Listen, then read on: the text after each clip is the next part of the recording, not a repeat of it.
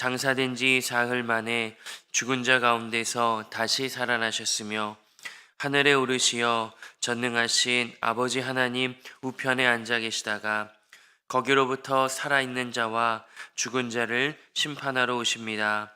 나는 성령을 믿으며 거룩한 공교회와 성도의 교제와 죄를 용서받는 것과 몸의 부활과 영생을 믿습니다. 아멘. 사도행전 20장 1절부터 16절까지의 말씀 함께 보겠습니다. 신약성경 사도행전 20장 1절부터 16절까지의 말씀입니다. 우리 한 절씩 교독하시고 마지막 두 절은 한 목소리로 함께 읽겠습니다. 제가 갖고 있는 성경으로는 222쪽에 있습니다. 신약성경 사도행전 20장 1절부터 16절까지의 말씀입니다. 소요가 그침에 바울은 제자들을 불러 권한 후에 작별하고 떠나 마게도냐로 가니라.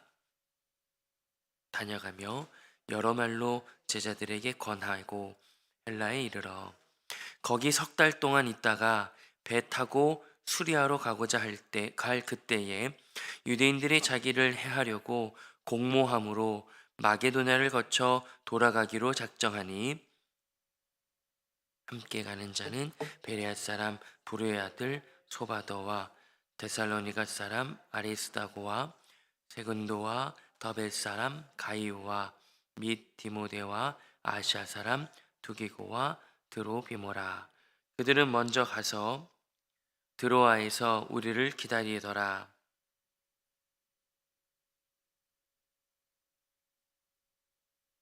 그들에게 가서 이레를 머무니라.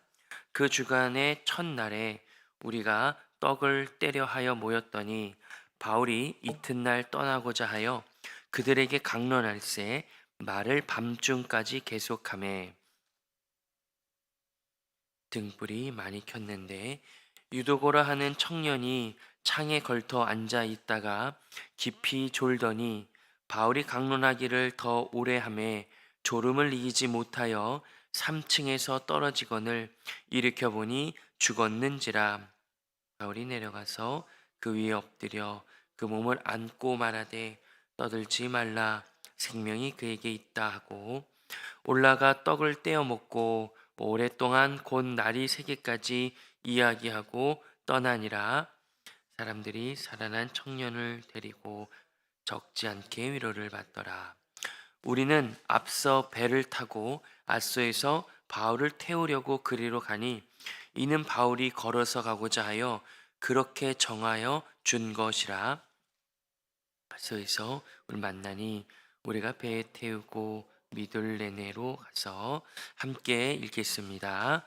거기서 떠나 이틀을 기호 앞에 오고 그 이튿날 사모에 들르고 또 그 다음날 밀레도에 이르니라.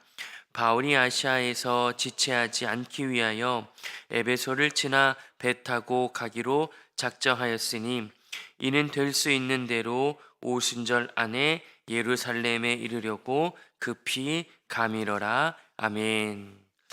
오늘 본문은 바울의 전도 여행의 어떤 일정들이 기록되어 있습니다. 어떤 한 사건들을 자세하게 기록하는 부분도 있지만 바울이 급하게 또 예루살렘 교회로 돌아가고자 하는 어떤 그런 마음들에 의해서 이렇게 어떤 장소와 그 장소에 가는 모습들을 이렇게 기록하고 있습니다. 특별히 오늘 본문에서는 7절부터 12절에 드로아라는 곳에서 있었던 일을 기록하고 있는데 우리가 좀 그 본문에 대해서 좀 살펴보고 우리의 삶과 우리의 인생의 모습, 하나님께서 우리들에게 주신 은혜를 좀 살펴보고자 합니다. 겨울이 되면 추위를 이기기 위해서 여러 방편을 사용합니다. 군에 있을 때 기억인데 군에 있을 때는 특별히 밖에서 이제 추운 겨울날 이제 근무를 이제 보초를 쓴다고 하죠. 하기 때문에 옷을 뭐 4-5겹 입고도 이렇게 핫팩 같은 거를 몸에 붙이고 주머니에 넣고 이렇게 갔던 것을 기억합니다. 추위를 이기기 위해서 따뜻한 이런 장치를 옷을 입고 이렇게 근무를 서면 그 따뜻함에 의해서 정신을 차려야 하는데 졸음이 올 때가 있기도 합니다. 그리고 특별히 요즘 같은 이런 좋은 환경 시스템이 있기 전에는 저도 짧게나마 이제 경험들이 있는데 초등학교 때 교실에 중앙에 이제 제가 기억으로는 이렇게 난로가 이렇게 있어서 그 난로에 이제 가까이 가려고 이렇게 했던 기억들, 점심 시간 이후에 추운 겨울이었지만 그 난로의 곁에 있을 때 졸음이 몰려왔던 기억들이 있습니다. 추운 겨울날 따뜻한 난로, 이런 석유가 이제 타는 이런 상황 속에 그런 냄새와 따뜻한 온기로 인해서 졸음이 이렇게 많이 밀려오는데 그런 내용들이, 그런 상황들이 생각나는 본문입니다. 7절부터 12절까지는 앞서 설명드린 것처럼 드로아에 바울이 머물렀을 때에 있었던 한 가지 이야기를 기록하고 있습니다. 7절 말씀을 함께 한번 읽어보겠습니다. 7절입니다. 시작. 그 주간의 첫날에 우리가 떡을 떼려 하여 모였더니 바울이 이튿날 떠나고자 하여 그들에게 강론할세 말을 밤중까지 계속하매. 아멘. 그 주간의 첫날이라고 하는 것은 안식 후 첫날입니다. 이제 안식 후 첫날이라고 하는 것은 우리식으로 말하면 주일이 될 것입니다. 세상의 원리를 사용하면 일요일이 되겠죠. 이제 안식 후 첫날, 그 주간의 첫날, 이제 안식일에 모든 사람들이 쉬었을 것이고, 그러고 나서 이제 안식 후 주간의 첫날이 됐습니다. 우리가 떡을 떼려 모였다 이렇게 합니다. 떡을 뗐다라고 하는 것은 예수님께서 십자가에 달리시기 전에 제자들과 주님의 백성들에게 떡을 떼고 잔을 나누시면서 이것을 통해 나를 기념하라 하셨던 성만찬, 혹은 서로 성도들끼리 식사를 나누는 예찬을 의미할 것입니다. 그러니까 쉽게 예배의 모임, 성도 간의 교제의 모임들이 있었다는 거죠. 바울이 그 다음 날 떠나야 해서 그 하루가 참 중요했던 겁니다. 그래서 밤중까지 계속 하나님의 말씀을 가르치고 나누는 시간들이 지속됐습니다. 8절에 이런 상황을 설명하고 있습니다. 우리가 모인 윗다락에 등불이 많이 켰는데 이렇게 기록합니다. 그러니까 늦게까지, 밤 늦게까지 강론하느라고 밤중에 이제 서로를 보고 말씀을 나누기 위해서 등불을 많이 켰다. 아마도 석유를 이용한 등불이었을 겁니다. 9절에 보면 그런 상황 속에 이제 한 청년이 등장합니다. 그 주간 첫날, 이제 세상은 일을 하는 날이었습니다. 그러니까 그리스도의 사람들, 하나님의 백성들은 안식 후 첫날이 예수님께서 부활하신 날이기 때문에 함께 모여서 말씀을 나누고 성만찬을 나누지만, 세상의 원리로 보면 그 주간의 첫날이었기 때문에 모두들 하루 종일 일을 했던 날입니다. 그러니까 이 사람들은 하루 종일 일을 하고 이제 밤에 모인 거죠. 밤에 모여서 서로를 확인하고 말씀을 듣기 위해서 등불, 석유 램프를 이렇게 켜고 있습니다. 그때 이제 한 청년이 등장합니다. 9절 말씀을 같이 한번 읽어보겠습니다. 9절입니다. 시작.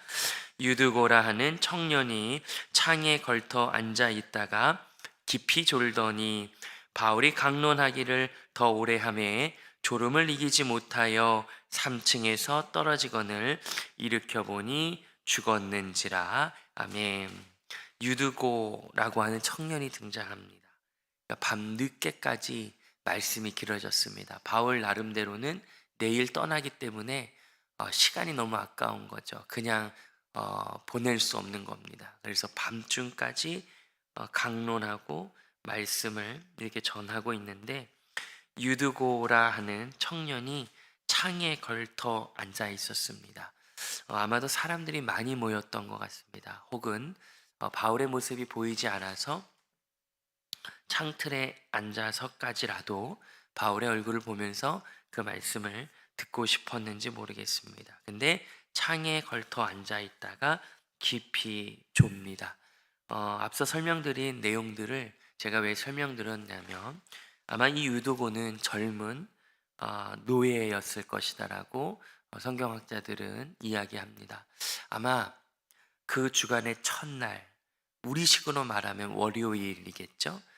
실제로는 이제 일요일, 주일인데 하루 종일 아침 일찍부터 일했을 것입니다. 최선을 다해서 일했을 겁니다. 수고했을 겁니다. 그러고 나서 밤에 하나님의 말씀을 듣고자 이제 모였고, 그 이야기가 마음을 감격시키고 그의 삶에 생명을 불어넣지만, 하루 종일 그의 인생이 피곤했기 때문에 등불에 많이 켜진 석유 램프가 가동되는 이러한 분위기 속에서 그 냄새, 그 밤중 깊은 분위기, 자신의 피로한 몸 때문에 아마 깊이 졸음이 몰려왔을 겁니다. 아시겠지만 이 세상에서 가장 무거운 것은 피곤할 때의 눈꺼풀이라는 것을 여러분들도 아실 겁니다. 그가 깊이 좁니다. 그리고 3층에서 떨어져 죽게 됩니다.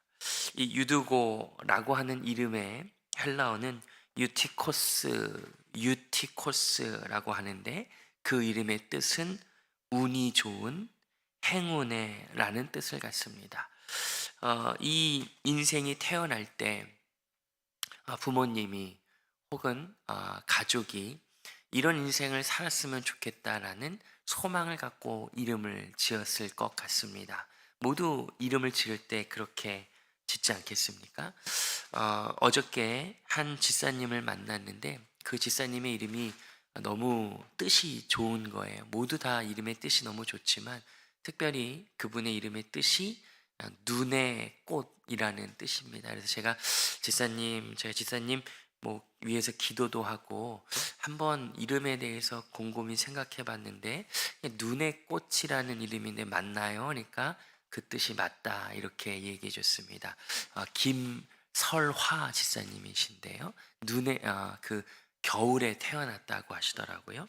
그리고 언니가 되시는 분은 아마 가을에 태어나셔서 부모님께서 국화라고 이렇게 이름을 지으셨답니다. 아무튼 이름의 뜻이 너무 예쁩니다.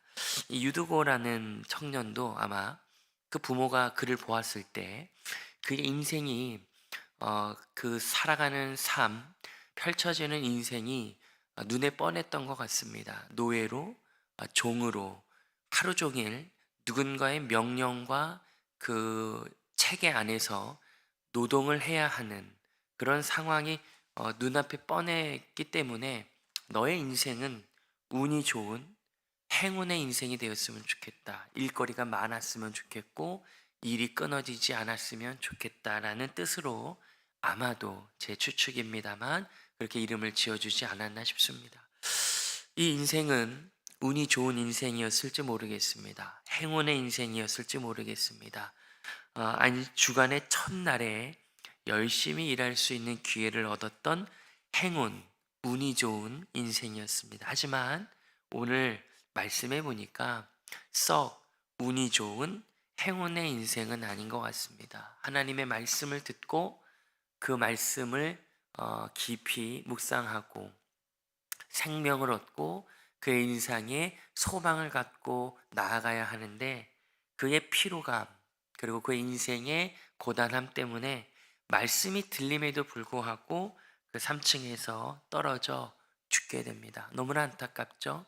영원한 생명의 말씀이 들리는데 자신의 인생의 처지 때문에 그 말씀을 듣지 못하고 그냥 허탈하게 그 피곤함 때문에 3층에서 떨어져 죽게 됩니다. 너무나 안타까운 상황이죠. 그때에 바울이 이렇게 행동을 합니다. 10절 말씀인데요. 10절을 함께 읽어보시죠. 시작. 바울이 내려가서 그 위에 엎드려 그 몸을 안고 말하되 떠들지 말라 생명이 그에게 있다 하고 아멘. 바울이 내려가서 그 위에 엎드려 몸을 안고 떠들지 말라 생명이 그에게 있다 이렇게 이야기합니다. 그러고 나서 12절에 보면 우리의 소망대로 우리의 바램대로 그리고 그 무엇보다 하나님의 계획대로 12절에 사람들이 살아난 청년을 데리고 가서 적지 않게 위로를 받았더라 이렇게 기록합니다. 청년이 살았던 거죠. 유티코스가 살아났습니다. 정말로 운이 좋고 정말로 행운의 인생이 되었습니다.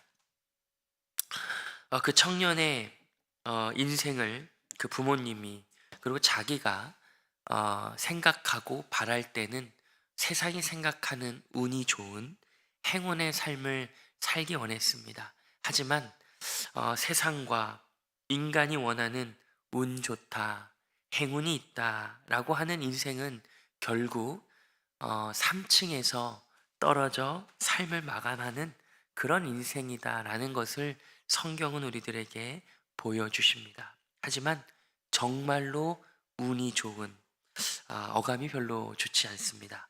복이 있는 그리고 행운의 라기보다는 참된 복이 있는 인생은 오늘 바울이 그를 위에서 엎드려 안았던 것처럼 참된 복은 하나님께서 안아주시는 인생이다라는 것을 우리가 확인해 볼 수 있습니다. 그때야 비로소 그의 인생과 그의 인생을 통해 사람들이 와, 너 운 좋다, 너 행운이 있다라고 말하지 않고 위로를 얻었다라고 지금 이야기를 하고 있죠. 오늘 우리가 예배를 시작하면서 새벽 기도회를 시작하면서 찬송을 함께 불렀습니다. 주의 친절한 팔에 안기세 우리 맘이 평안하겠다. 항상 기쁘고 복이 되겠다. 천성 가는 길이 편하게 가겠다. 겁과 두려움이 없어지겠다. 영원하신 팔에 안기세 이렇게 노래했습니다. 이 찬송은 여러분들의 찬송가 위에도 아마 기록되어 있을 텐데 신명기 33장 27절 그의 영원하신 팔이 내 아래에 있도다 이런 선언에서 기록된 찬송입니다. 그 영원하신 팔이 너의 아래에 있다라고 말하죠. 어떤 뜻이죠? 우리가 그 당신의 위에 있다라는 뜻이죠. 어떤 뜻이겠습니까? 하나님께서 당신의 그 친절하신 영원하신 그 놀라우신 팔로 우리를 일으켜 안아 세우시지 않으면 하나님의 팔이 우리 아래에 있을 수 없는 거죠. 또 구약 성경에 보니까 아마도 제 기억으로는 모세가 이스라엘 백성들을 축복하는 이런 선언인데 하나님께서 너를 향하여 얼굴을 드사 이런 표현이 있습니다. 마찬가지죠. 하나님께서 우리를 향해서 얼굴을 드신다라는 표현이 무엇일까요? 역시 하나님의 팔이 우리를 안고 지켜 올렸을 때에 하나님이 우리를 향해서 고개를 드시는 거죠. 우리를 안으신다라는 표현입니다. 또 제가 요즘에 좀 성경을 읽으면서 이 표현이 참 너무 좋다. 제가 청년들이나 영화부 아이들을 담당하고 있는데 축복 기도해 줄 때마다 이 성경의 말씀을 꼭 인용해야겠다라고 마음에 새긴 표현이 있습니다. 하나님의 어깨 사이에 너를 둔다 이런 표현이 있는데요. 하나님의 어깨와 어깨 사이에 둔다. 얼마나 든든한 표현입니까? 하나님의 품 안에 거하는 표현이죠. 우리가 종종 노래할 때에 하나님의 날개 그늘 아래 거한다는 표현이 있습니다. 이 역시 하나님께서 우리를 품에 안으신다라는 말이죠. 우리는 이 땅을 살아가면서 날마다 운이 좋았으면 좋겠습니다. 행운이 깃들였으면 좋겠습니다. 하지만 우리가 원하는 행운은 결국엔 3층에서 떨어지는 우리의 인생조차 어찌할 수 없는 우리의 바람일 뿐이죠. 하지만 그 3층 언덕에서 3층 창가에서 간당간당한 너의 삶을 행운, 운에 맡기지 말라고 말씀하시고 내 안에 거하라라고 오늘 말씀하십니다. 하나님의 영원하신 팔, 그 어깨와 어깨 사이에 주의 영원한 날개 그늘 아래에 우리를 두시려고 하나님께서 말씀하십니다. 바울이 그 위에 엎드려 그 몸을 안았듯이 말입니다. 오늘 이 새벽에 이 말씀을 들으시는 주의 귀한 백성들에게 말씀을 전합니다. 그 어떠한 상황 속에서도 주의 품에 안기기를 바라십시오. 3층의 창가에 걸터 앉은 유두고처럼 그 간당간당한 삶 속에 세상과 우리가 막연히 바라는 운과 행운에 우리의 인생을 내어 맡기지 마시고 영원한 하나님의 팔과 그 영원한 하나님의 계획과 섭리 속에 주님의 품에 우리들의 삶을 내어 맡기십시다. 그때에 주님께서 우리들의 삶을 통해서 유두고의 인생을 통해 여러 사람들이 위로를 받았던 것처럼 우리만이 아니라 우리를 만나는 많은 사람들이 위로를 얻게 될 것입니다. 그들을 위로하는 방법이 무엇일까요?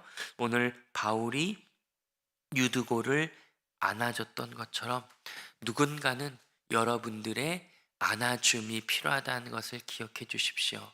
어떠한 평가, 어떠한 비판, 어떠한 이야기 전에 여러분들이 그를 안아주는 것이 필요하다라고 오늘 말합니다. 바울이 죽은 유두고를 향해서 그러니까 왜 거기에 앉아 있었느냐? 너 왜 나가서 세수하고 왔었어야지 왜 졸고 앉아 있었느냐라고 말하지 않고 그에게 생명이 있다 말하며 안아줬던 것을 기억합시다.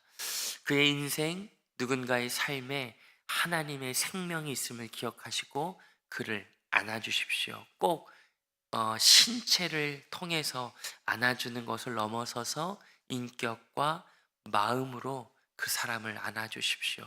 그때에 주님의 위로 우리를 안으시는 하나님께서 그를 안아주실 것입니다. 그때에 하나님의 위로가 우리 가운데 충만하게 임하게 될 줄 믿습니다. 기도하겠습니다. 하나님 아버지, 유두고의 인생을 봅니다. 부모님의 바램처럼 자신의 소망처럼 그는 운이 좋은 인생이었을지 모르겠습니다. 하지만 그가 바랬던 운과 행운은 3층에 걸터 앉아 졸음을 이기지 못한 안타까운 인생이었음을 기억합니다. 하나님께서 우리들에게 말씀하시는 이 말씀을 기억하게 해주십시오. 세상과 사람들의 바램, 운과 행운의 인생을 맡기지 않겠습니다.